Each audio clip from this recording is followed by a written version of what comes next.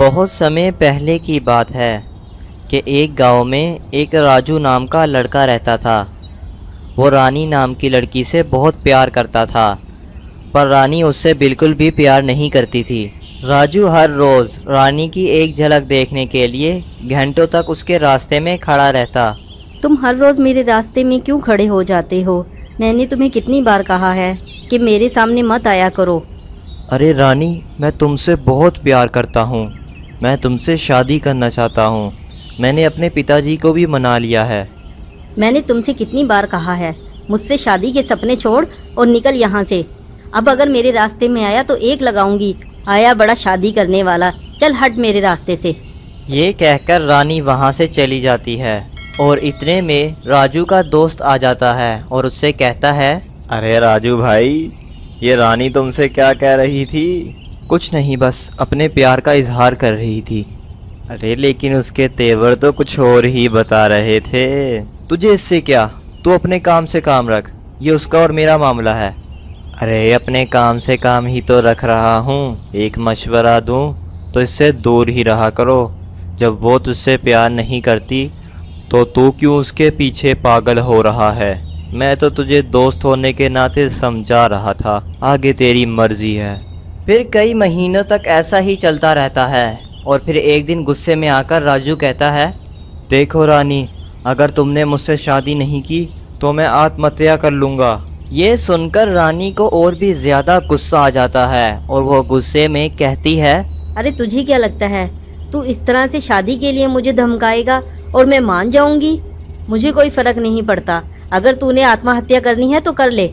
इतना कहकर रानी गुस्से से वहाँ से चली जाती है। राजू को बहुत ज़्यादा गुस्सा आ जाता है और वो गुस्से में आत्महत्या करने के लिए चला जाता है। राजू आत्महत्या करने के लिए एक ऊंचे पहाड़ पर चला जाता है। मैं रानी से इतना प्यार करता हूँ और उसने मुझे आत्महत्या के लिए कह दिया। इससे बुरा और क्या हो सकता है? तो ठीक है, मैं आत्महत्या ही कर लेता हूँ। ये सोचकर वो पहाड़ से छलांग लगा देता है और आत्महत्या कर लेता है।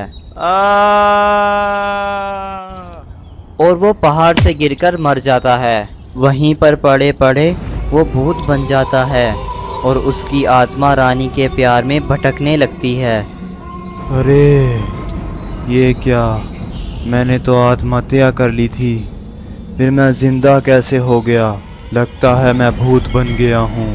अब मैं अपना बदला रानी से लूँगा, क्योंकि उसी की वजह से मैं अपनी जान से हाथ धो बैठा हूँ। फिर वो बहुत ज़ोर ज़ोर से हंसने लगता है और हंसते हुए वहाँ से गायब होकर रानी के घर के बाहर आ जाता है।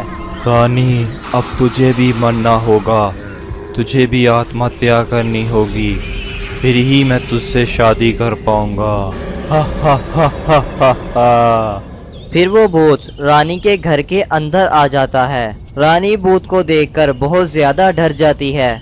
तुम कौन हो और मेरे घर के अंदर कैसे आ गए? अरे कोई बचाओ मुझे, ये तो भूत है। क्यों रे रानी, भूल गई क्या मुझे? अरे मैं तेरा राजू हूँ, मैं तुझे लेने आया हूँ। तुम राजू कैसे हो सकते हो? तुम भूत हो, भूत। मैं राजू था, पर अब मैं भूत हूँ। तुमने तो कितनी आसानी से कह दिया था कि मुझे कोई फ़र्क नहीं पड़ता। राजू, आत्महत्या करनी है तो कर ले, और मैंने आत्महत्या कर ली। अब मैं भूत बन चुका हूँ और मेरी आत्मा तुम्हारे प्यार में भटक रही है। अब तुम्हें भी आत्महत्या करनी होगी, फिर ही मैं तुमसे शादी कर पाऊँगा और मेरी आत्मा को मुक्ति मिलेगी। चलो मेरे साथ। फिर वो भूत रानी का हाथ पकड़कर उस जगह पर ले आता है जहाँ से राजू ने आत्महत्या की थी। देखो, ये जगह है वो जहाँ से मैंने आत्महत्या की थी। अब तुम्हें भी आत्महत्या ही करनी होगी। अरे राजू, तुम तो मरने के बाद भी नहीं बदले।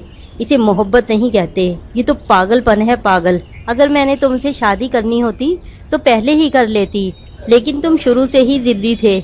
मोहब्बत क्या है? चलो मेरे साथ, मैं तुम्हें दिखाती हूँ। फिर वो भूत रानी के पीछे पीछे जाता है और रानी उसे गांव के अंदर ले आती है और वो दोनों एक घर के अंदर चले जाते हैं। अरे रानी, तुम यहाँ अचानक, खैर तो है? शीतल भूत को नहीं देख पाती क्योंकि वह भूत सिर्फ रानी के ही सामने आता है। हाँ शीतल, बस यहाँ से गुजर रही थी, सोचा तुम्हारे से मिल लूँ और अफसोस कर लूँ। बहुत अफसोस हुआ कि राजू ने खुदकुशी कर ली थी। तुम तो उससे बहुत प्यार करती थी ना, तुमने कभी उससे प्यार का इजहार नहीं किया था क्या? हाँ मैंने किया तो था। फिर शीतल सारी कहानी रानी को बताती है। अरे शीतल, तुम कब से किचन में काम कर रही हो? क्या बना रही हो?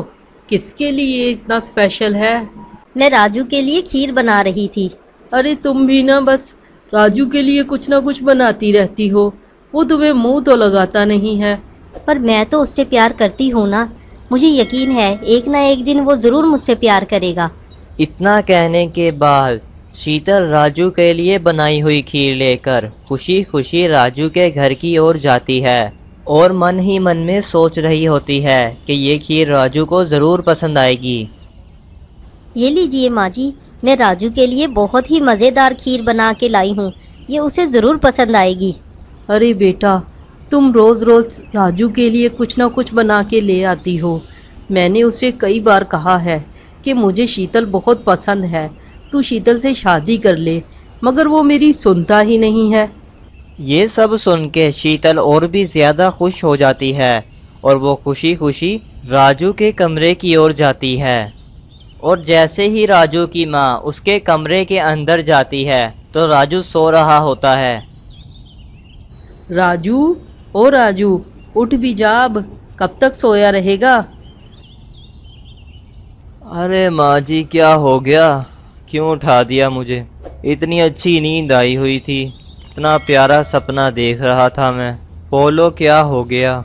अरे बेटा, शीतल तुम्हारे लिए खीर लेकर आई है और तुम हो कि चखते भी नहीं हो। इतनी अच्छी लड़की है, मैं तो सोच रही थी कि शीतल से तुम्हारी शादी करवा दूं। अरे माँ जी, मैंने तुमसे कितनी बार कहा है कि उसे कह दो मेरे लिए कुछ ना लाया करे, और ऊपर से तुम उसे बहू बनाने का सोच रही हो। मैं उससे शादी नहीं करूँगा, मैं किसी और को पसंद करता हूँ। उसे कह दो कि वो आज के बाद यहाँ पर ना आए। कमरे के बाहर खड़े होकर शीतल सारी बातें सुन लेती है और उसकी आंखों में से आंसू आ जाते हैं और वो रोते रोते अपने घर की ओर लौट जाती है। ये सब कुछ राजू का दोस्त भी देख रहा होता है, उसे भी बहुत ज़्यादा दुख होता है। वो मुझे पसंद ही नहीं करता था, इसमें मेरा क्या कसूर है, अब तुम ही बताओ।